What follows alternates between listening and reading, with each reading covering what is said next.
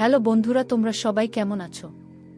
এই বৃষ্টির রাতে আজকে তোমাদের জন্য খুবই আনন্দদায়ক একটি গল্প নিয়ে হাজির হয়েছি। যদি তোমরা গল্পটি প্রথম থেকে শেষ পর্যন্ত শোনো, তাহলে আমি বলে দিলাম তোমাদের মাথায় কোনো কাজ করবে না। আর একটা কথা, তোমরা শুধু আমার গল্প শোনো, কিন্তু লাইক সাবস্ক্রাইব করো না। তাই তোমাদের কাছে একটাই অনুরোধ, তোমরা আমার চ্যানেলটিকে সাবস্ক্রাইব করে পাশে থাকবে। তাহলে আসল ঘটনাটি শুরু করি। আমার চাচার ছেলে আমার সাথে থাকত। আমার নিজের কোনো ভাই ছিল না, তাই আমি তাকে ভাইয়ের মতোই দেখতাম, কিন্তু সে আমাকে অন্য চোখে দেখত। আমি ওর থেকে 9 বছরের ছোট ছিলাম। একদিন যখন আমি স্কুল থেকে ফিরে আসি, তখন বাড়িতে কেউ ছিল না, শুধু ভাই ছিল। আমি যখন দাদার ঘরে যাই, তখন সে ঘরের দরজা বন্ধ করে দেয়। আমি বলেছিলাম, ভাই দরজাটা বন্ধ করলে কেন? তখন সে আমার সাথে কোনো কথা না বলে ধাক্কা মেরে বিছানায় ফেলে দেয়। সে বলল, তুই আমার বোন হতে পারিস না, আমি তোর ভাই না। তারপর আমার সাথে যা করেছিল তা শুনলে বন্ধুরা তোমাদের মাথা গরম হয়ে যাবে, কারণ আমি বিছানায় শুয়ে চোখের জল ফেলেছিলাম। কাচের গ্লাসটা ভেঙে টুকরো টুকরো হয়ে গেছিল, আর তার সাথে আমার স্বপ্ন আর বিশ্বাস ভেঙে চুরমার হয়ে যায়। আবার কান্নার আওয়াজ গোটা ঘরে ছড়িয়ে পড়ে, কিন্তু সেই মানুষটার মনে কোনো প্রভাব ফেলে না। আমি নিজের বাড়িতেও নিরাপদ নেই। আমি যন্ত্রণায় ছটফট করতেছিলাম। আমি চোখে ঝাপসা দেখছিলাম। আমার চোখের জলে বালিশ ভিজেছিল। আজ আমার মূল্যবান সম্পদগুলো সে এক রাতে আমার কাছ থেকে নিজের চোখের সামনেই চুরি করে নিল। তার মাসুল হয়তো আমাকে সারা জীবন বয়ে বেড়াতে হবে। সেদিনের প্রত্যেকটা মুহূর্ত আমার চোখের সামনে ভেসে উঠছিল। সেদিন আমার বাবার কথা খুব মনে পড়ছিল। আমি বাবার চোখের মণি ছিলাম। আর যদি আমার বাবা বেঁচে থাকতেন, তাহলে কার এত সাহস হতো না আমার ওই বাড়িতে আমাকে কিছু করার। আমার কান্নার আওয়াজ বাড়ির সব দেওয়ালে প্রতিধ্বনিত হচ্ছিল। এই একই দেওয়ালে একদিন আমার হাসির শব্দ প্রতিধ্বনিত হতো। আমি কি এমন পাপ করেছিলাম যার শাস্তি আমি এভাবে পাচ্ছি? যে মানুষটাকে আমি সবথেকে বেশি বিশ্বাস করতাম, সেই আমার সাথে এরকম করল। আমি অনেকক্ষণ বিছানায় শুয়ে শুয়ে কাঁদছিলাম। তারপর উঠে আয়নার সামনে নিজেকে দেখে আমার আবার কান্না পেয়ে গেল। আমি চোখে মুখে জলের ছিটে দিয়ে নিজেকে সামলে বাইরে বেরিয়ে এলাম। মায়ের ফিরে আসতে এখনো কতক্ষণ লাগবে কে জানে। আমি নিজেকে ঘরের মধ্যে বন্ধ করে রাখি। আমি এখনো ভয়ে কাঁপছিলাম। আমার বারবার মনে হচ্ছিল আমি একটা খারাপ স্বপ্ন দেখছি।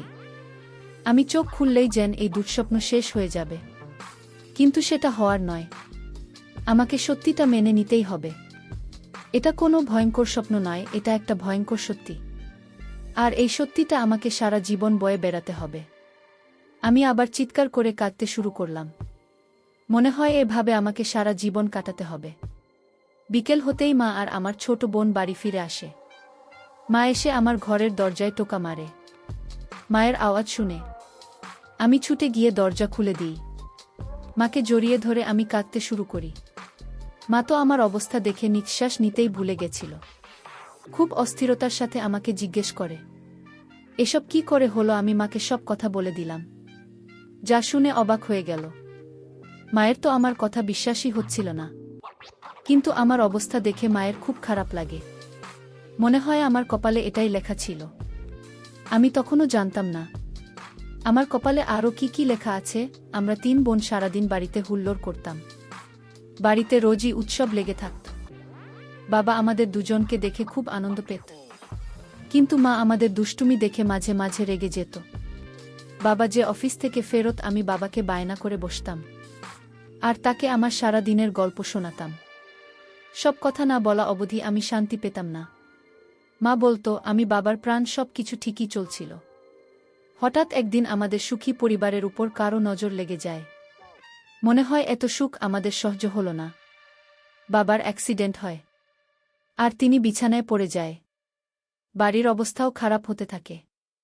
বাড়িতে আর কোনো ছেলে ছিল না, তাই মাকে সব কিছু সামলাতে হচ্ছিল। আমার কাকা বাবার উপর অনেক দিন ধরে রেখেছিল।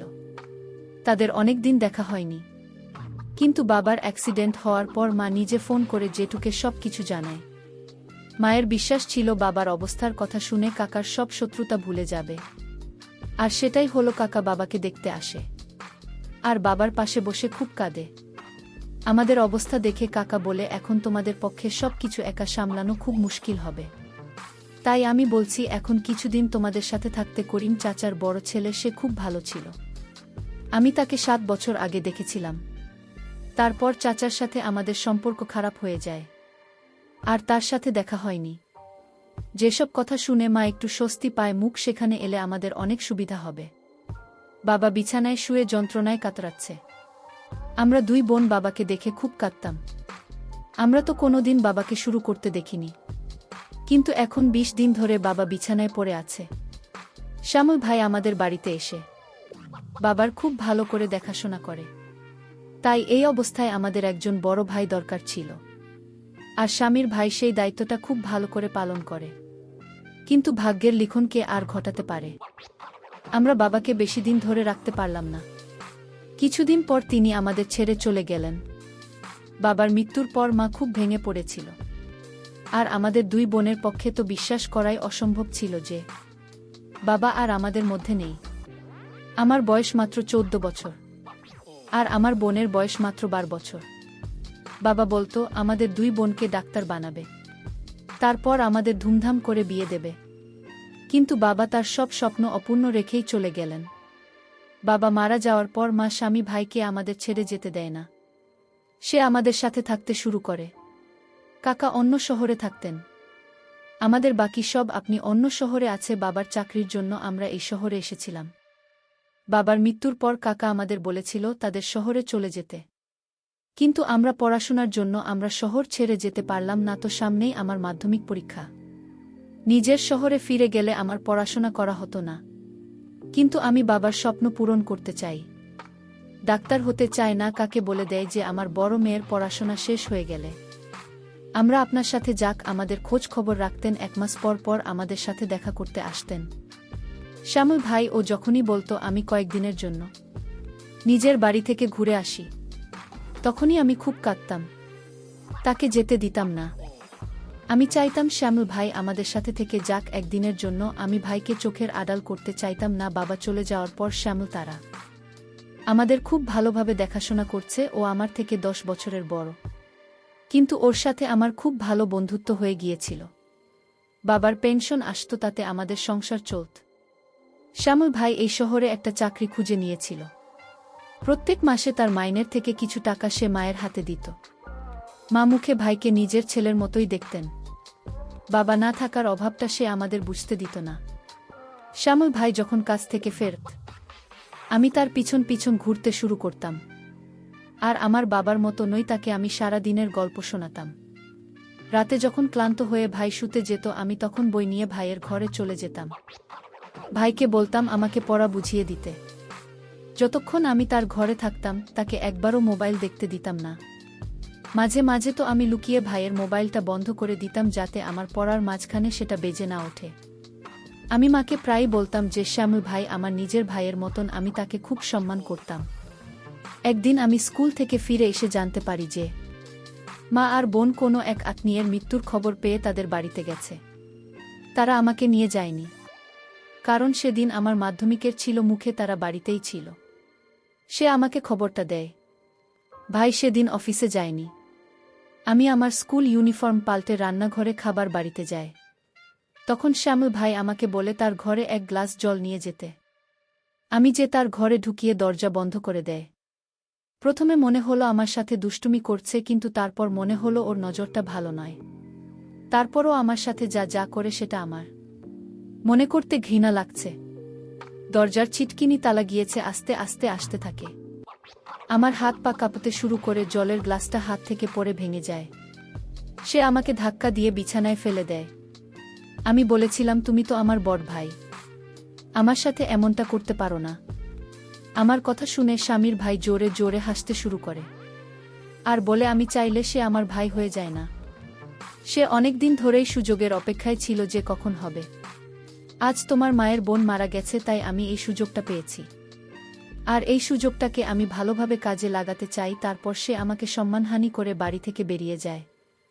যখন মা ফিরে আসে আর আমি মাকে সব সত্যিটা বলি, তখন তার পক্ষে এটা বিশ্বাস করা খুবই মুশকিল ছিল। কিছুক্ষণ পর স্বামী ভাই বাড়ি ফিরে আসে। তখন মা তাকে জিজ্ঞেস করে সে তার মেয়ের সাথে এমনটা কেন করল। এটা শুনে শ্যামল ভাই মায়ের দিকে অবাক দৃষ্টিতে তাকিয়ে থাকে।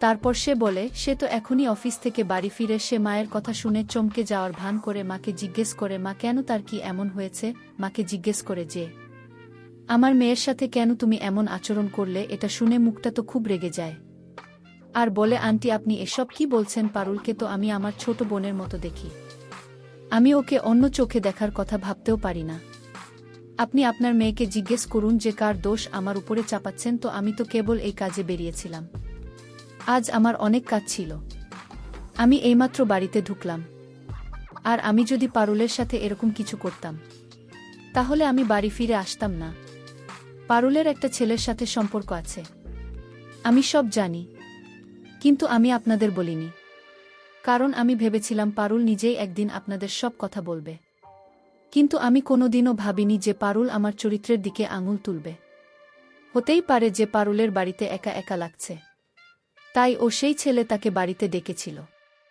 তারপর সেই ছেলেটা পারুলের সাথে আমি আর কি বলবো আমি বুঝতেই তো পারছেন আর সেই দোষটা পারুল আমার উপরে চাপাচ্ছে এসব শুনে মা সন্দেহের চোখে আমার দিকে তাকায় আমি ভেবেছিলাম শ্যামল ভাই নিজের দোষ স্বীকার করে নেবে কিন্তু সে তো উল্টে আমার বদনাম করার চেষ্টা করছে আমি মাকে বলিস আমার ভাই মিথ্যে কথা বলছে আমি এ পর্যন্ত কারো সাথে প্রেম করিনি শ্যামল ভাই আমার সাথে যে আচরণ করেছে সেটা কারো পক্ষে মেনে নেওয়া সম্ভব না মা এটা শুনে শ্যামল ভাই এসে আমাকে একটা থাপ্পড় মারে আর বলে পারো তুমি নিজের ভুল স্বীকার না করে আমার দিকে আঙুল তুলছে মা তখন বুঝতে পারছিল না তার কি করা উচিত শ্যামল ভাই রেগে গিয়ে মাকে বলে যে সেই বাড়ি ছেড়ে চলে যেতে চায় সে তার নিজের ঘরে গিয়ে তার জিনিসপত্র গোছাতে শুরু করে মা আমার হাতটা ধরে বলে সত্যি কথা বলতে পারলে সবকে করেছে আমি কাঁদতে শুরু করলাম আমি কি করে প্রমাণ করব যেটা স্বামীর ভাই করেছে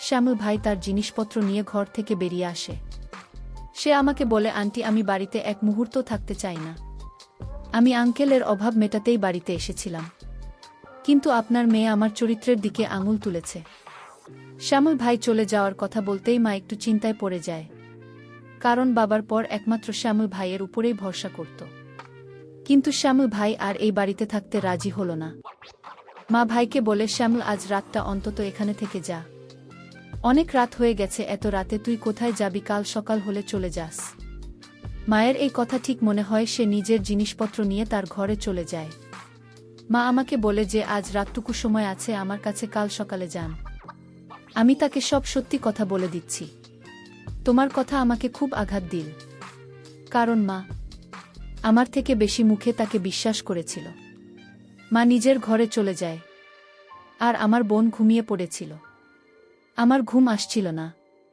মনটা খুব অস্থির লাগছিল ভাবলাম একটু ছাদে গিয়ে হাওয়া খেয়ে আসি আমি যখন ছাদে যাই তখন দেখি ভাই সেখানে দাঁড়িয়ে কারো সাথে ফোনে কথা বলছে তার কথা শুনে আমি অনেক কিছু জানতে পারলাম সে ফোনে কাউকে এটা বলেছিল তোমাকে আর অপেক্ষা করতে হবে না আমি কালকে তোমার কাছে আসছি ফোনের ও পার থেকে কি বলা হল আমি জানি না কিন্তু তার উত্তরের স্বামী ভাই বলে আমি পুরোপুরিভাবে ব্যবস্থা করে ফেলেছি এখন তোমার আর আমার মধ্যে কেউ আসবে না এখন আমি সবসময় তোমার কাছে থাকব আমি মুখে তাদের সামনে গিয়ে দাঁড়িয়ে পড়লাম আমাকে দেখে চমকে গেলাম আমি তাকে বলি আমাকে এসব সত্যি কথা বল তুমি আমার সাথে কেন এমনটা করলে সে ফোনটা রেখে আমাকে বলে তুমি আমাকে বাধ্য করেছ এসব করতে আঙ্কেল অসুস্থ হওয়ার কারণে আমি এখানে এসেছিলাম তোমাদেরকে সাহায্য করব বলে কিন্তু তোমরা তো আমাকে তোমাদের চাকর বানিয়ে রেখে গিয়েছিলে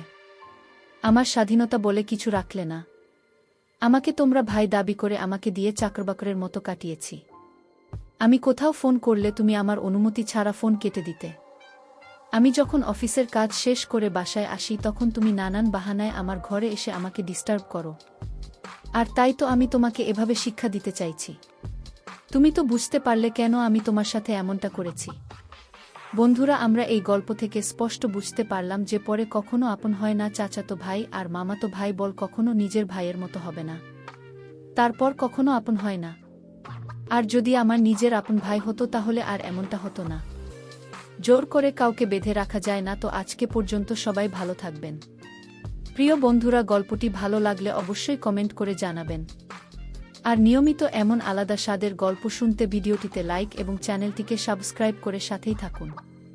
আর হ্যাঁ, নোটিফিকেশন বেলটি অল করে রাখবেন, যাতে পরবর্তী গল্প সবার প্রথমে আপনাদের কাছে পৌঁছে যায়। ধন্যবাদ বন্ধুরা, ধন্যবাদ সবাইকে।